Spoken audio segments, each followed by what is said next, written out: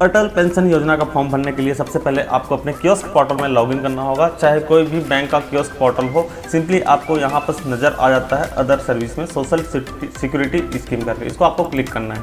जैसे क्लिक करेंगे यहाँ पर सबसे फर्स्ट में ही अटल पेंशन योजना का आ रहा है, ठीक है। इसको हम लोग क्लिक कर देते हैं। क्लिक करने के बाद यहाँ पर UID लिखा हुआ है, इसका मतलब है आधार यूनिक आइडेंटिफिकेशन कार्ड, मतलब आधार नंबर। उसके बाद इसको यहाँ पर आधार नंबर आपको फिल करना है। फिल करने के बाद आधार नंबर फिल करने के बाद आपको मंथली पेंशन जो है यहाँ पर सिलेक्ट कर सकते हैं अपने अनुसार, ठीक है। आप कितना चाहते हैं पेंशन के रूप में लेना, ठीक है। तो यहाँ पर हम लोग 5000 सिलेक्ट कर देते हैं। कंट्रीब्यूशन फ्रीक्वेंसी लिखा हुआ है यहाँ पर मंथली, क्वार्टरली, हाफ ईयरली, आप कौन किस टाइप से आप मैच्योरिटी आप कंट्रीब्यूट करना चाहते हैं वो आपको यहाँ पर सिलेक्ट करना है, ठीक है। तो हम लोग हाफ ईयरली 6 महीने में पेड करना चाहते हैं, तो उसको क्लिक करते हैं सिंपली। इसके बाद आपको टिक मार्क यहाँ पर ओके कर देना है, चेक बॉक्स पर क्लिक करना है। उसके बाद वेरीफाई आधार नंबर पर क्लिक करना है। जैसे ही क्लिक करेंगे यहाँ पर स्कैनिंग पोर्ट आएगी। उसके बाद यहाँ पर एरो का निशान इसको क्लिक करना है, फिर वेरीफाई पर क्लिक करना है।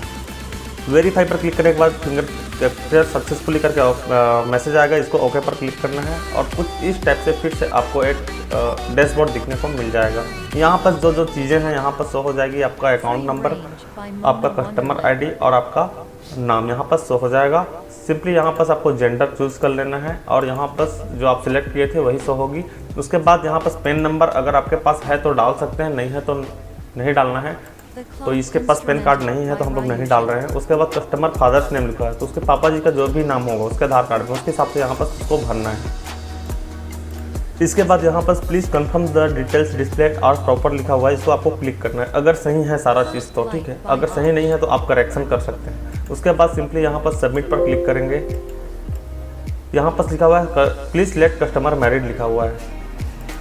इसके बाद स्पाउस डिटेल पर जाना है आपको, और यहाँ पर स्पाउस अगर शादीशुदा है तो आप हस्बैंड या फिर अपनी वाइफ का नाम ले सकते हैं आपके केस में, ठीक है। तो यहाँ पर वो शादीशुदा नहीं है तो यहाँ पर कुछ नहीं डालना है, ठीक है। उसके बाद नॉमिनी डिटेल्स में यहाँ पर आपको नॉमिनी का नाम भरना होगा, जो आपका नॉमिनी है उसका नाम हम यहाँ पर भर देते हैं और उसका आधार नंबर भर देते हैं। नॉमिनी का नाम भरने के बाद उसके बाद उसका आधार नंबर और उसका डेट ऑफ बर्थ सेलेक्ट करना है। नॉमिनी से रिलेशन क्या है, तो रिलेशन में आप जो भी आपका रिलेशन लगता है वो आप यहाँ से चूज़ करके डाल सकते हैं। तो यहाँ पर जिस कस्टमर का है उसका ये ब्रदर है तो उसको हम सिलेक्ट कर लेते हैं, ठीक है। उसके बाद यहाँ पर गार्जियन डिटेल्स लिखा हुआ है, यहाँ पर आपका गार्जियन डिटेल भरने की आवश्यकता नहीं है। हाँ, उस केस में अगर ज़रूरत पड़ेगी, नॉमिनी अगर माइनर है, नॉमिनी का नाम अगर माइनर है 18 साल से कम है तो उसका गार्जियन का डिटेल भरना पड़ता है। तो नॉमिनी यहाँ पर ऑलरेडी 18 वर्ष से ज़्यादा है तो यहाँ पर गार्जियन डिटेल भरने की ज़रूरत नहीं है। स्कीम डिटेल्स लिखा हुआ है यहाँ पर सोशल सिक्योरिटी स्कीम लिखा हुआ है। क्या कोई और अदर सोशल सिक्योरिटी स्कीम में इसका योजना में इनका पॉलिसी है करके यहाँ पर पूछ रहा है, तो यहाँ पर नो करना है इसको। क्या वो टैक्स पेयर हैं जो जिसका फॉर्म भरा जा रहा है, क्या वो पहले से टैक्स पटाते हैं या फिर भरते हैं, तो इस केस में नो करेंगे इसको। अगर भरते हैं तो यस करेंगे। और यहाँ पर SMS सब्सक्रिप्शन लिखा हुआ है, तो क्या इस अटल पेंशन योजना का जो कंट्रीब्यूशन का SMS सब्सक्रिप्शन लेना चाहते हैं तो उसके लिए यस या नो करना है, तो यहाँ पर यस कर देते हैं। उसके बाद सिंपली क्या करना है, आपको सबमिट पर क्लिक करना है। तो सबमिट पर क्लिक करने के पहले यहाँ पर देखिए कस्टमर मैरिड करके पूछ रहा है, सिलेक्ट कस्टमर मैरिड है कि अनमैरिड है, इसके बारे में पूछ रहा है। तो यहाँ पर हम लोग इसको चेक कर लेते हैं।